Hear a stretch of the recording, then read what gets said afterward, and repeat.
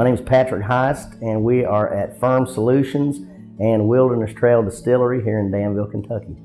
Since graduating from the University of Kentucky multiple times, my last time I graduated was 2003 with a PhD in plant pathology from the College of Agriculture. Not long after that, I got into this industry as a consultant, and then not long after that, my business partner and I, he's also a University of Kentucky graduate from engineering, we put together this company, Ferm Solutions, that markets products to fuel and beverage alcohol facilities, as well as offers technical support and consultation for troubleshooting at distilleries all over the world. We currently work with about 500 plus distilleries, both large and small. We do a lot of training for distilleries, and that's one of the reasons why we started Wilderness Trail Distillery. That process has been going on for about 3 years now. So in terms of our bourbon production, we're about a year to 2 years away from releasing our first Kentucky straight bourbon.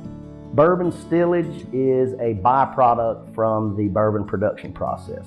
So the leftover water, the leftover grains, which doesn't have a lot of sugar, but it's got a lot of fiber and other oils and proteins. We actually have one farmer here in Danville that takes all of our stillage and feeds it to his cattle.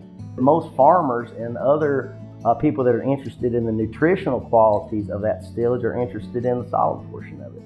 They are actually interested in using the liquid portion of the stillage, they being the Center for Applied Energy Research at the University of Kentucky. My name is Steve Lipka.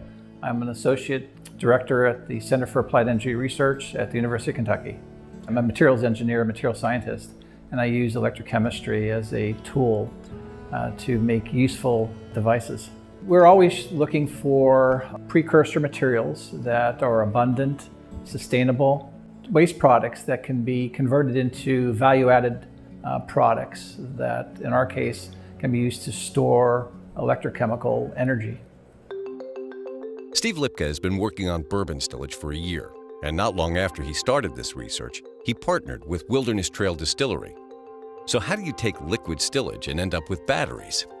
Lipka's lab uses hydrothermal carbonization, a process that takes water and a carbon source, like stillage, heats it up under pressure, and ends up with solid material that is made up of tiny, uniformly sized particles. Using this hydrothermal carbonization, you can tailor the materials. You can tailor their composition, their bulk and surface composition.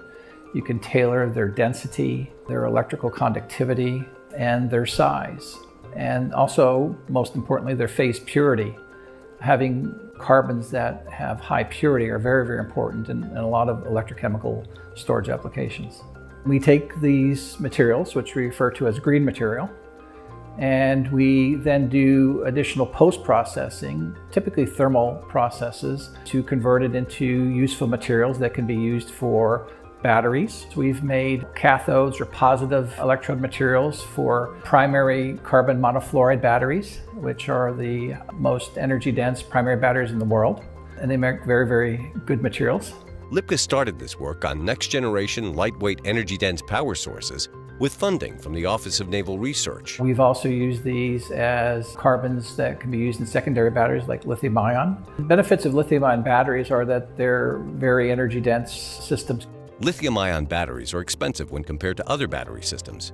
Using a waste product like stillage could bring down production costs and reduce the reliance on other, more expensive sources of carbon. Lipka's team is making electrochemical capacitors from stillage. Capacitors excel at rapid charge and discharge. This makes them ideal for capturing energy from alternative sources like solar or wind, then providing a quick burst of power when the electric grid has a momentary outage.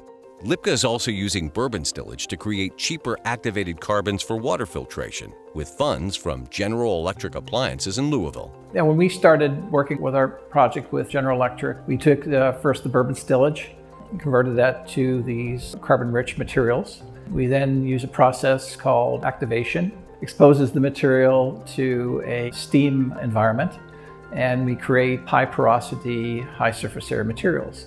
And then those materials are used to see how well they can reduce chloramine, which is a disinfectant used in municipal drinking water supplies, or remove chloroform.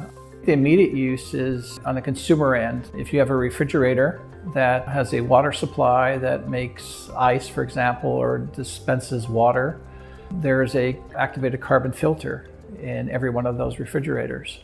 The Center for Applied Energy Research has a rich history of supporting research activities that are critical and germane to the Commonwealth of Kentucky. And I think it's of great value for us to look at industries here in Kentucky that we can use those products in a very useful way and have a sustainable type of business. I think the most exciting thing for me and for most people is that you can take a product that is considered waste in many industries and repurpose it or convert it into value-added product that has tremendous utility.